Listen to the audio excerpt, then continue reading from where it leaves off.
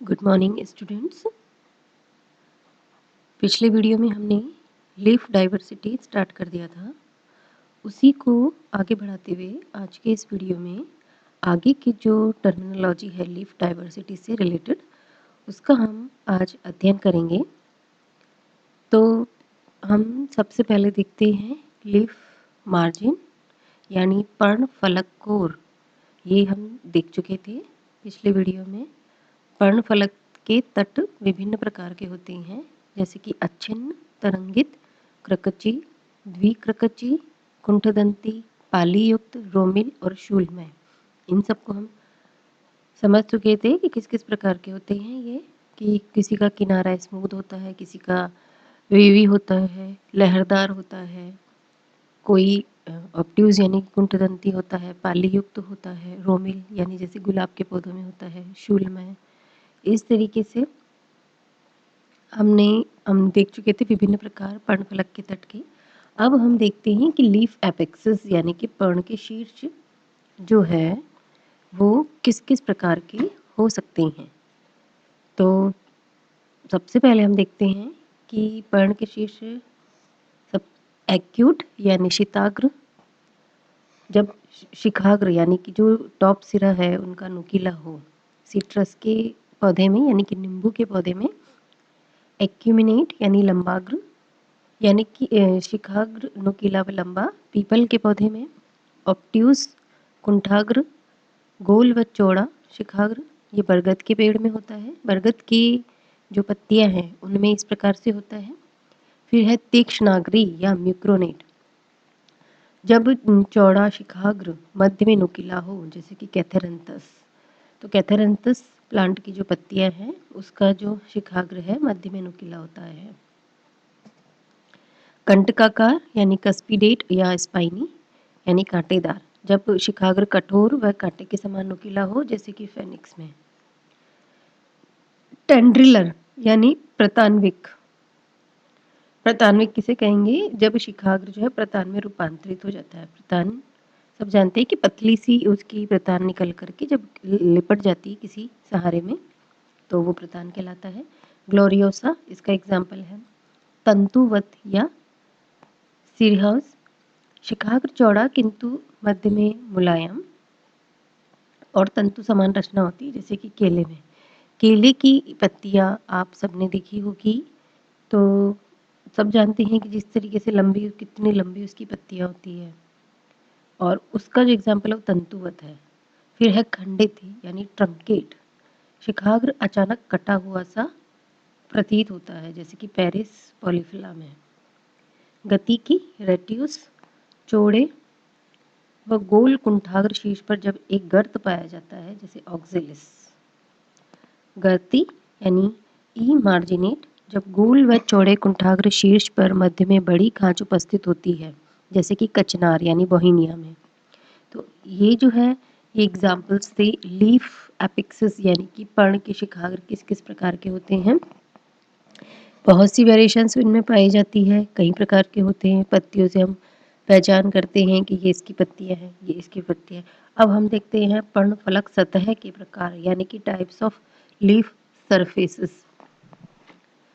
विभिन्न प्रकार के शिराविन्यास लीफ सरफेसेस। लीफ सरफेसेस, शिराविन्यास नहीं, लीफ सरफेसेस की सरफेस के प्रकार से होती है। पर्णफलक की सतह बहुत ही विभिन्न प्रकार की होती है, जैसे कि ग्लैब्रस या एरोमिल, चिकनी रोम्स रहित, जैसे कि ट्रेबरेनी मोंटाना। नीलाभ यानी ग्लोकस, सतह पर मोमी आवरण के कारण नीली, हरी, ब्लूइश ग्रीन एवं चमकदार सतह, जैसे कि कैलोट्रोपिस में। खुरदरी सतह, सतह छूने पर खुरदरी व कठोर अनुभव होती है, जैसे कि हेलियंथस। लसदार यानी कि ग्लूटिनस, सतह स्पर्श करने पर चिपकने वाला, जैसे कि निकोटियाना।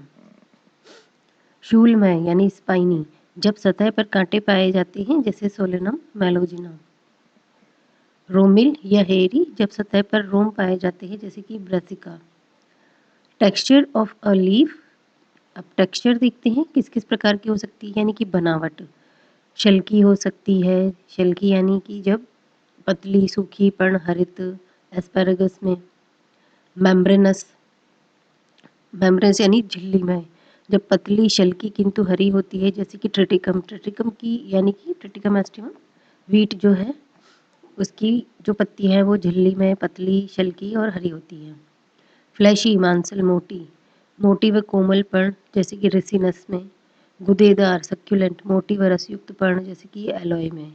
ग्वारफटा जो होता है ना, गुदेदार होती है, सब लगभग कई लोगों ने देखी होगी। एलोवेरा यानी कि जो ग्वारफटा है, घृत कुमारी भी इसे कहा जाता है, उसकी जो पत्तियां हैं सबने देखी होगी, उसके अंदर से जो जेल निकलता है उसको कई प्रकार के ब्यूटी प्रोडक्ट्स में या कई प्रकार की हीलिंग मटेरियल के रूप में भी उसको काम में लिया जाता है। बहुत ही गुणकारी होता है और उसका मल्टीपर्पज़ यूज़ हम करते हैं।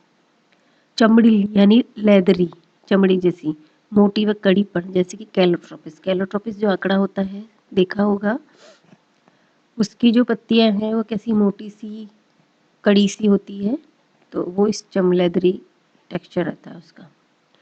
अब हम देखते हैं विभिन्न प्रकार के जो वेनेशन है।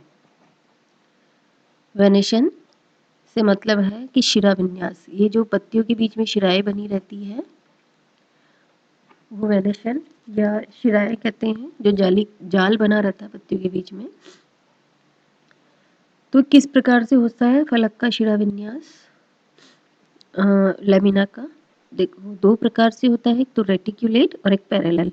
रेटिकुलेट मतलब जालिका रूपी जाल जैसा, पैरेलल यानी समांतर, यानी कि शिराएं पर्णफलक के शाखित होने के बाद आपस में मिलकर जाल सा बना लेती है, तो वो जालिका रूपी कहलाता है। और समानांतर, जब पर्णफलक की शिराएं एक दूसरे के समानांतर पाई जाती है तो वो समांतर वेनेशन कहलाता है।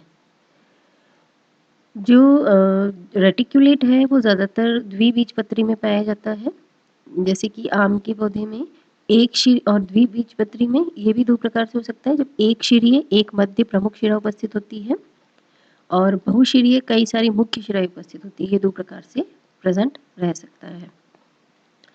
समांतर में भी एक शीरीय और बहुशिरीय। एक शीरीय का मतलब क्या होता है, एक वेन मेन वेन पाई जाती है शिरा, और बहुशिरीय में मुख्य शिराएं कई होती हैं। तो जो मुख्य शिराएं हैं वो मल्टीकॉस्टेट भी हो सकती है या बहुशिरीय अपसारी और बहुशिरीय अभिसारी। अब अपसारी क्या होता है, मल्टीकॉस्टेट डाइवर्जेंट, और अभिसारी का मतलब है मल्टीकॉस्टेट कन्वर्जेंट। डाइवर्जेंट जब मुख्य शिराएं एक दूसरे से अलग ऊपर की ओर बढ़ती है, और बहुशिराएं जब कन्वर्जेंट हो, अभिसारी हो, जब प्रमुख शिराएं शिखाग्र पर एक दूसरे के नज़दीक आ जाती है। तो वो जैसा कि आप चित्र में देख सकते हैं, इन सब के प्रकार रेटिकुलेट है, किस प्रकार से रेटिकुलेट हो रही है, और जो पैरेलल जो है, पैरेलल में आप देख सकते हैं इसमें केले की पत्तियां हैं। तो बहुत सारे इसके एग्जाम्पल्स हैं जिसमें कि हम पैरेलल और रेटिकुलेट दोनों ही प्रकार के रूप हमको देखने को मिल रहे हैं। अब हम चलते हैं फिलोटैक्सी की ओर, यानी कि पर्ण विन्यास। बहुत ही इम्पोर्टेंट फीचर है ये पत्तियों का, और ये आपके प्रैक्टिकल में भी बहुत मायने रखता है। आपको ये सब कुछ लिखना पड़ेगा कि पर्ण किस प्रकार से व्यवस्थित है, उसकी रोमिल है या फिलोटैक्सी कैसी है। कि फिलोटैक्सी से मतलब है कि स्तंभ पर पर्ण के लगने का क्रम या विन्यास पर्ण विन्यास कहलाता है, कि वो किस क्रम में लगी हुई, कैसे लगी हुई है। तो देखते हैं, एक तो है एकांतर यानी कि ऑल्टरनेट। इस प्रकार के पर्ण विन्यास में पर्व संधि पर बाएं ओर पत्ती निकलती है, तो अगली पर्व संधि पर वह दाईं ओर निकलेगी, जैसे कि हिबिस्कस रोजा साइनेसिस। आप इसमें देखिए फर्स्ट जो चित्र है उसका एग्जाम्पल है ऑल्टरनेट यानी एकांतर। एकांतर का क्या मतलब है, एकांतर यानी आमने सामने नहीं है, पर्व संधि पे आमने सामने नहीं है, एक पर्व संधि पे, फिर दूसरी पर्व संधि पे वो दाईं ओर है, फिर नेक्स्ट पर्व संधि पे वो बाईं ओर, फिर नेक्स्ट पर, यानी कि जो बाई पोजीशन है या दाई पोजीशन है वो एक के अंतर से आ रही है। फिर है अपोजिट यानी विपरीत, आमने सामने। जब एक पर्व संधि पर दो पर्ण आमने सामने निकलते हों तब वह विपरीत या सम्मुख कहलाते हैं, जैसे यूफोर्बिया हिर्टा, जब पर्णों के उत्तरोत्तर जोड़े एक दूसरे पर अध्यारोपित सुपरपोज्ड दिखाई देते हैं तब ये अध्यारोपित समूह कहलाती है। क्विस्कैलिस उसका एग्जाम्पल है। और जब पर्णों के उत्तरक जोड़े एक दूसरे से 90 डिग्री का समकोण बनाते हैं जिससे ऊपर से देखने पर पर्ण की 4 ऊर्ध्वाधर कतारें दिखाई देती है तो वह सम्मुख क्रॉसित अपोजिट डिकसेट कहलाता है, जैसे कि कैथेरेंथस में। तो ये दो इसके वेरिएशन है अपोजिट में, एक तो अध्यारोप सुपरपोज्ड और एक दूसरा है अपोजिट डिकसेट। अपोजिट सुपरपोज्ड और अपोजिट डिकसेट। फिर है वर्टिसिलेट यानी चक्र की। जब दो से अधिक पर्ण एक ही पर्ण संधि से निकलते हैं वो चक्र में लगे रहते हैं तो वो जो पोजीशन है वो कहलाती है वर्टिसिलेट या चक्र की। लास्ट वाला जो है वो तो इनीरियम इसका उदाहरण है। फिर है लीफ मोज़ेक, पर्ण मोज़ेक।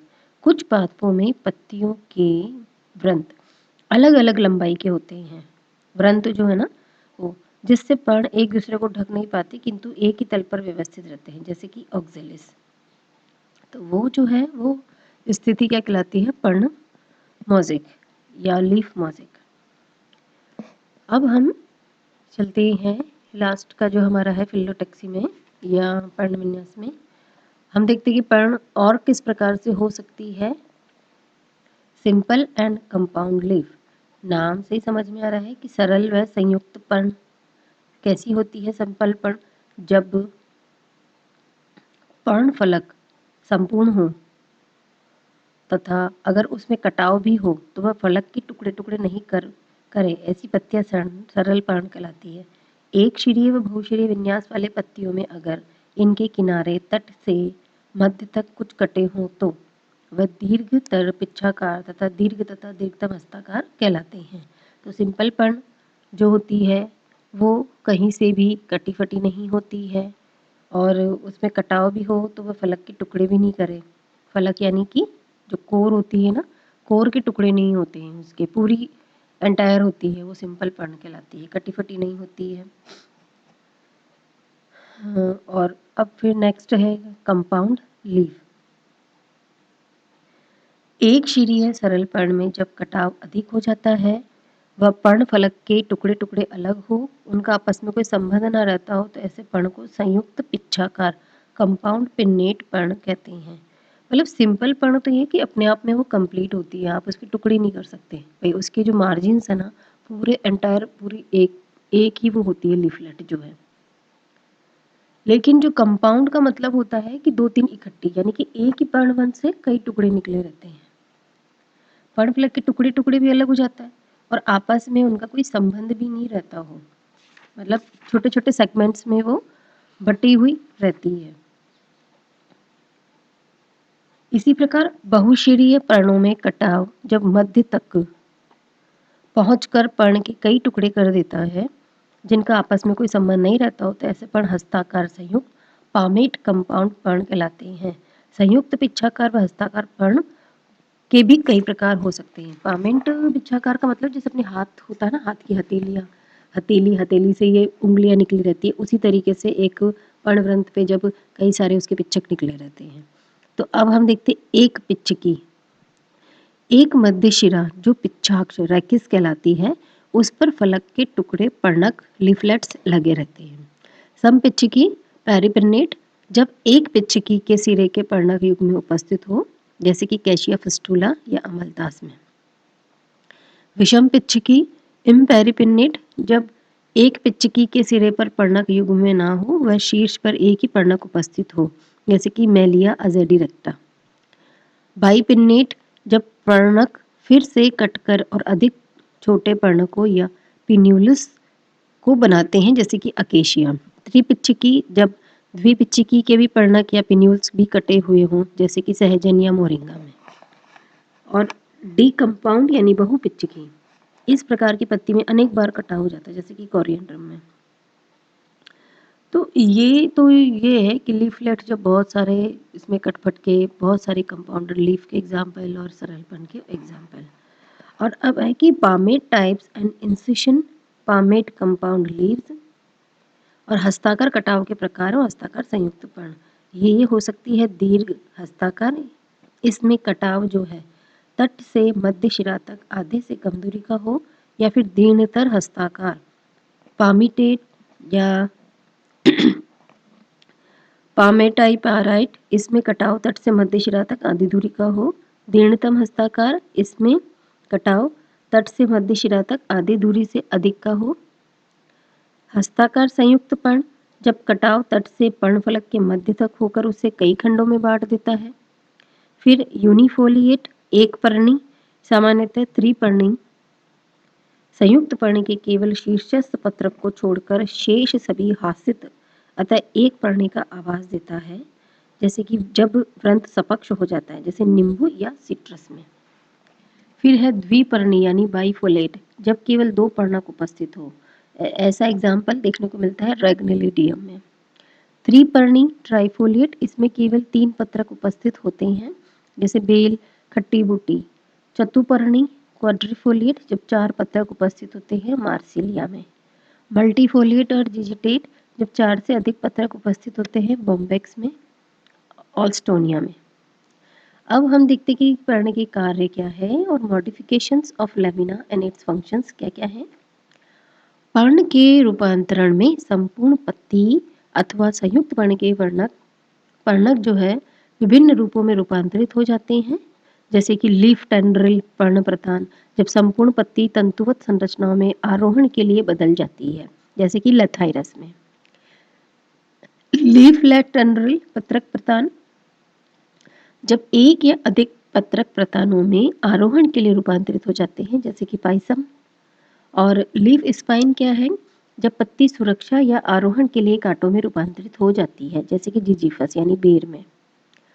पर्ण शल्क यानी कि लीफ स्केल्स, जब पर्ण अल्पजीवी, पतले, शल्की व छोटे हो जाते हैं, जैसे कि रस्कस में। फिर है फिल्लोड यानी पर्णाभ वृंत, जब पर्णवृंत चपटा, हराव, पर्ण समान होकर प्रकाश संश्लेषण का कार्य करने लगता है, जैसे कि ऑस्ट्रेलियन अकेशिया में। फिर है पिचर या घट, जब संपूर्ण पत्ती या उसका कुछ भाग कीटों को पकड़ने के लिए घट में रूपांतरित हो जाता है, नेपेंथिस। उसको पिचर प्लांट कहा जाता है। उसकी जो पिचर प्लांट है वो नेपेंथिस है। उसकी जो पत्तियां क्या करती है, एक पिचर यानी एक घड़े की आकृति की होकर के इकट्ठी होकर चारों ओर से घड़े की आकृति की बन जाती है। और जैसे कोई इंसेक्ट पास आता है तो वो उसको खींच करके अंदर बंद कर लेती है अपनी पत्तियों में। तो उससे क्या होता है, फिर वो अंदर इस तरीके से केमिकल्स को स्रावित करती है कि वो गल जाती है। इंसेक्ट जो है वो डेड हो जाती है उसकी, और वो उसको पाचन कर लेती है अच्छी तरह से। फिर थैलीनुमा या ब्लैडर, जब संपूर्ण पत्ती या उसका कुछ भाग कीटों को पकड़ने के लिए थैली या ब्लैडर में रूपांतरित हो जाता है, जैसे कि यूट्रिकुलेरिया। यूट्रिकुलेरिया भी कुछ कुछ इसी तरीके से है कि उसमें क्या करते हैं कि जो पत्तियां होती है वो थैलीनुमा आकृति धारण कर लेती है। तो जैसे ही कोई कीड़ा आता है तो वो क्या करते हैं, उसको खींच लेती है। उसके जो केमिकल ऐसे स्रावित होता है कि वो उसकी ओर खींचा चलाता है और उसमें अंदर समाहित हो जाता है। ये उसको बंद कर लेती है पत्तियां और फिर उसको डाइजेशन कर लेती है। तो ये तो थी पत्तियों के विभिन्न वेरिएशंस। अब आगे की वीडियोस में जो बाकी के पौधों के विभिन्न अंग है उसको हम उनकी डाइवर्सिटी को देखेंगे। ओके, थैंक यू बच्चों।